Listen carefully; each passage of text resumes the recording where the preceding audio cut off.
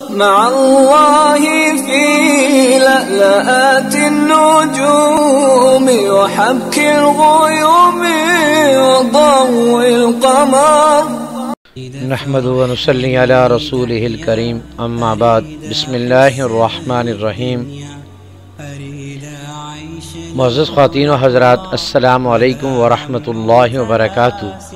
میں آپ کی خدمت میں حاضر ہوں پروگرام سنہری باتوں کے ساتھ، اور آج کی مجلس میں آپ کے سامنے پیارے نبی محمد الرسول اللہ صلی اللہ علیہ وسلم کی زبان اقدس سے بیان کی ہوئی قیامت کی کچھ 72 نشانیاں بیان کروں گا۔ میرے اور آپ کے نبی نے مختلف احادیث میں جو قیامت کی نشانیاں بیان کی ہیں ان کا مجموعہ 72 ہے، تو وہ ساری کی ساری میں آپ کے سامنے ایک ویڈیو میں عرض کر دوں گا، تاکہ ہمیں ان تمام علامات قیامت کو سننے کے بعد اپنے مرنے سے پہلے اپنے مرنے کی تیاری کی فکر ہو جائے، تو تاکہ قیامت کے دن ہم جب اللہ کے سامنے کھڑے ہوں اور کامیاب اور سرخرو ہو کر کھڑے ہوں، اس لیے وہ تمام کی تمام نشانیاں آپ کے سامنے بیان کی جاتی ہیں۔ نمبر 1، قیامت کی پہلی نشانی یہ ہے کہ لوگ نمازیں ضائع کریں گے، یعنی نمازوں کا اہتمام ختم ہو جائے گا۔ یہ بات اگر اس زمانے میں کہی جائے کہ تو کوئی زیادہ تعجب کی بات نہیں سمجھی جائے گی، اس لیے کہ آج مسلمانوں کی اکثریت ایسی ہے کہ جو نماز کی پابند نہیں ہے، لیکن حضور اقدس صلی اللہ علیہ وسلم نے یہ بات اس وقت ارشاد فرمائی تھی جب نماز کو کفر اور ایمان کے درمیان حد فاصل قرار دیا گیا تھا۔ اس زمانے میں مومن کتنا ہی برے سے برا ہو، فاسق فاجر ہو، بد کردار ہو، لیکن نماز نہیں چھوڑتا تھا۔ اس زمانے میں آپ صلی اللہ علیہ وسلم نے ارشاد فرمایا کہ لوگ نمازیں چھوڑنے لگیں گے۔ نمبر 2، امانت ضائع کریں گے، یعنی جو امانت ان کے پاس رکھی جائے گی اس میں خیانت کریں گے۔ نمبر 3، سود کھائیں گے۔ نمبر 4، جھوٹ کو حلال سمجھیں گے، یعنی جھوٹ ایک فن اور ہنر بن جائے گا۔ نمبر 5، معمولی باتوں پر خون ریزی کریں گے، ذرا سی بات پر دوسرے کو قتل کر دیں گے۔ نمبر 6، اونچی بلڈنگیں بنائیں گے۔ نمبر 7، دین بیچ کر دنیا جمع کریں گے۔ نمبر 8، قطع رحمی یعنی رشتہ داروں کے ساتھ بدسلوکی کریں گے۔ نمبر 9، انصاف ختم ہو جائے گا۔ نمبر 10، جھوٹ سچ بن جائے گا۔ نمبر 11، لباس ریشم کا پہنا جائے گا۔ ظلم عام ہو جائے گا، طلاقوں کی کثرت ہو جائے گی، ناگہانی موت عام ہو جائے گی، یعنی ایسی موت عام ہو جائے گی جس کا پہلے سے پتہ نہ ہو، بلکہ اچانک پتہ چلے گا کہ فلاں شخص ابھی زندہ ٹھیک ٹھاک تھا اور اب مر گیا۔ خیانت کرنے والے کو امین سمجھا جائے گا، امانت دار کو خائن سمجھا جائے گا، یعنی امانت دار پر تہمت لگائی جائے گی کہ یہ خائن ہے۔ جھوٹے کو سچا سمجھا جائے گا، سچے کو جھوٹا سمجھا جائے گا۔ تہمت درازی عام ہو جائے گی، یعنی لوگ ایک دوسرے پر جھوٹی تہمتیں لگائیں گے۔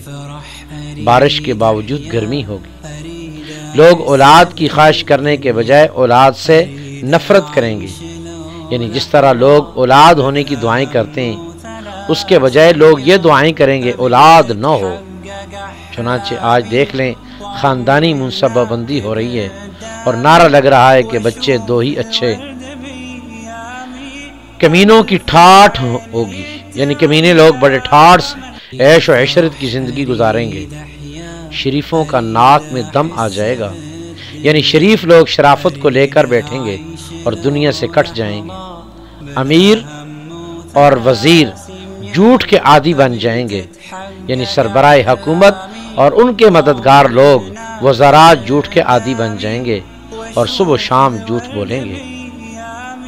امین خیانت کرنے لگیں گے، سردار ظلم پیشہ ہوں گے، عالم اور قاری بد کردار ہوں گے، یعنی عالم بھی ہیں اور قرآن مجید کی تلاوت بھی کر رہے ہیں مگر بد کردار ہیں۔ اعوذ باللہ۔ لوگ جانوروں کی کھالوں کا لباس پہنیں گے مگر ان کے دل مردار سے زیادہ بدبودار ہوں گے، یعنی لوگ جانوروں کی کھالوں سے بنے ہوئے اعلیٰ درجے کے لباس پہنیں گے لیکن ان کے دل مردار سے زیادہ بدبودار ہوں گے۔ اور ایولے سے زیادہ کڑوے ہوں گے، سونا عام ہو جائے گا، چاندی کی مانگ ہوگی، گناہ زیادہ ہو جائیں گے، امن کم ہو جائے گا، قرآن کریم کے نسخوں کو آراستہ کیا جائے گا اور اس پر نقش و نگار بنایا جائے گا، مسجدوں میں نقش و نگار کیے جائیں گے، اونچے اونچے مینار بنیں گے، لیکن دل ویران ہوں گے، شرابیں پی جائیں گی، شرعی سزاؤں کو معطل کر دیا جائے گا، لونڈی اپنے آقا کو جنے گی، یعنی بیٹی ماں پر حکمرانی کرے گی اور اس کے ساتھ ایسا سلوک کرے گی جیسے آقا اپنی لونڈی کے ساتھ سلوک کرتا ہے۔ جو لوگ ننگے پاؤں ننگے بدن غیر معذب ہوا کرتے تھے وہ بادشاہ بن جائیں گے، یعنی کمینے اور نیچ ذات کے لوگ جو نسب اور اخلاق کے اعتبار سے کمینے اور نیچے درجے کے سمجھے جاتے ہیں وہ سربراہ حکومت بن جائیں گے۔ تجارت میں عورت مرد کے ساتھ شرکت کرے گی، جس سے آج کل ہو رہا ہے۔ عورتیں زندگی کے ہر کام میں مردوں کے شانہ بشانہ چلنے کی کوششیں کر رہی ہیں، مرد عورتوں کی نکالی کریں گے، عورتیں مردوں کی نکالی کریں گی، یعنی مرد عورتوں جیسا حلیہ بنائیں گے اور عورتیں مردوں جیسا حلیہ بنائیں گی۔ آج دیکھ لیں نئے فیشن نے یہ حالت کر دی ہے کہ دور سے دیکھو تو پتہ لگانا مشکل ہو جاتا ہے کہ یہ مرد ہے یا عورت۔ غیر اللہ کی قسمیں کھائی جائیں گی، قسم تو صرف اللہ کی یا اللہ کی صفت کی یا قرآن کی کھانا جائز ہے، دوسری چیزوں کی قسم کھانا حرام ہے۔ لیکن اس وقت لوگ اور چیزوں کی قسمیں کھائیں گے، مثلا تیرے سر کی قسم، تیرے باپ کی قسم، غوث پاک کی قسم، اس طرح کی قسمیں کھائیں گے۔ مسلمان بھی بغیر کہے جھوٹی گواہی دینے کو تیار ہوگا۔ لفظ بھی کے ذریعے بھی یہ بتا دیا کہ اور لوگ تو یہ کام کرتے ہی ہیں، لیکن اس وقت مسلمان کسی جھوٹی گواہی دینے کو تیار ہو جائیں گے۔ مسلمان بھی بغیر کہے جھوٹی گواہی دینے کو تیار ہوگا۔ صرف جان پہچان کے لوگوں کو سلام کیا جائے گا۔ مطلب یہ ہے کہ اگر راستے میں کہیں سے گزریں اور ان لوگوں کو سلام نہیں کیا جائے گا جن سے جان پہچان نہیں ہے، اگر جان پہچان ہے تو سلام کریں گے۔ حالانکہ حضور علیہ السلام کا مبارک ارشاد ہے کہ آپ لوگوں کو سلام کرو جن کو جانتے ہو یا جن کو نہیں جانتے، خاص طور پر اس وقت جب کہ راستے میں اکا دکا آدمی گزر رہے ہوں تو اس وقت سب آنے والوں کو سلام کرنا چاہیے۔ لیکن اگر آنے جانے والوں کی تعداد بہت زیادہ ہو اور اس سلام کی وجہ سے اپنے کام میں خلل آنے کا اندیشہ ہو تو پھر سلام نہ کرنے کی بھی گنجائش ہے۔ لیکن ایک زمانہ ایسا آئے گا اکا دکا آدمی گزریں گے تب بھی سلام نہیں کریں گے اور سلام کا رواج ختم ہو جائے گا۔ غیر دین کے لیے شرعی علم پڑھا جائے گا، یعنی شرعی علم دین کے لیے نہیں بلکہ دنیا کے لیے پڑھا جائے گا، اعوذ باللہ، اور مقصد یہ ہوگا اس کے ذریعے ہمیں ڈگری مل جائے، ملازمت مل جائے، پیسے مل جائیں، عزت اور شہرت مل جائے۔ ان مقاصد کے لیے دین کا علم پڑھا جائے گا۔ آخرت کے کام سے دنیا کمائی جائے گی۔ مال غنیمت کو ذاتی جگیر سمجھا جائے گا۔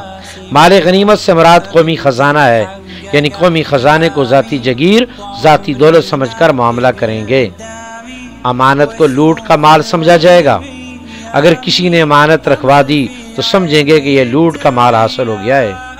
زکوٰۃ کو جرمانہ سمجھا جائے گا۔ سب سے رذیل آدمی قوم کا لیڈر اور قائد بن جائے گا، یعنی قوم میں جو شخص سب سے زیادہ رذیل بد خصلت انسان ہوگا اس کو قوم کے لوگ اپنا قائد، اپنا ہیرو اور اپنا سربراہ بنائیں گے۔ آدمی اپنے باپ کی نافرمانی کرے گا، اپنی ماں سے بدسلوکی کرے گا، دوست کو نقصان پہنچانے سے گریز نہیں کرے گا، بیوی کی اطاعت کرے گا۔ بدکاروں کی آوازیں مسجدوں میں عام ہو جائیں گی۔ گانے والی عورتوں کی تعظیم اور تکریم کی جائے گی، یعنی جو عورتیں گانا بجانے کا پیشہ اختیار کرنے والی ہیں ان کی تعظیم اور عزت کی جائے گی اور ان کو بلند مرتبہ دیا جائے گا۔ گانے بجانے اور موسیقی کے آلات کو سنبھال کے رکھا جائے گا۔ سرے راہ شرابیں پی جائیں گی، ظلم کو فخر سمجھا جائے گا، انصاف بکنے لگے گا، یعنی عدالتوں میں انصاف فروخت ہوگا، لوگ پیسے دے کر اس کو خریدیں گے۔ پولیس والوں کی کثرت ہو جائے گی۔ قرآن کریم کو نغمہ سرائی کا ذریعہ بنایا جائے گا، یعنی موسیقی کی لے کر قرآن کی تلاوت کی جائے گی تاکہ اس کے ذریعے ترنم کا مزہ حاصل ہو، اور قرآن کی دعوت اور اس کو سمجھنے یا اس کے ذریعے اجر و ثواب حاصل کرنے کے لیے تلاوت نہیں کی جائے گی۔ درندوں کی کھال استعمال کی جائے گی۔ امت کے آخری لوگ اپنے سے پہلے لوگوں پر لعن طعن کریں گے، یعنی ان پر تنقید کریں گے اور ان پر اعتماد نہیں کریں گے، اور تنقید کرتے ہوئے یہ کہیں گے کہ انہوں نے یہ بات غلط کہی اور یہ غلط طریقہ اختیار کیا۔ چنانچہ آج بہت بڑی مخلوق صحابہ کرام کی شان میں گستاخیاں کر رہی ہے۔ بہت سے لوگ ان ائمہ دین کی شان میں گستاخیاں کر رہے ہیں جن کے ذریعے دین ہم تک پہنچا، اور ان کو بے وقوف بنا رہے ہیں۔ وہ لوگ قرآن و حدیث کو نہیں سمجھتے، دین کو نہیں سمجھتے۔ آج ہم نے دین کو صحیح سمجھا یہ کہتے ہوئے نظر آئیں گے۔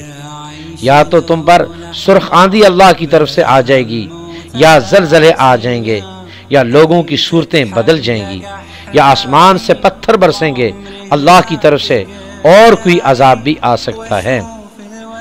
اب آپ ان علامات میں ذرا غور کر کے دیکھیں کہ یہ سب علامات ایک ایک کر کے کس طرح ہمارے معاشرے پر صادق آ رہی ہیں، اور اس وقت جو عذاب ہم پر مسلط ہے وہ در حقیقت انہی بدعمالیوں کا نتیجہ ہے۔ تو اللہ رب العزت کی ذات ان قرب قیامت کے دور میں بھی ہم سب کو ایمان اور تقوی والی زندگی نصیب فرمائے، اور پیارے نبی محمد رسول اللہ کی وہ مبارک حدیث کہ فتنے کے دور میں جو آدمی میری ایک سنت کو زندہ کرے گا 100 شہید کو ثواب پائے گا۔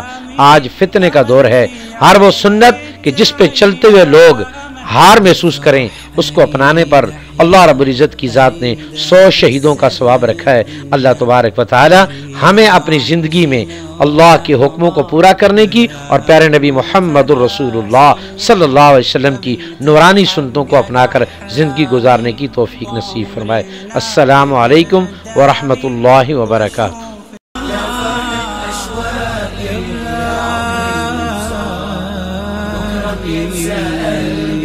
كل أيام الصعب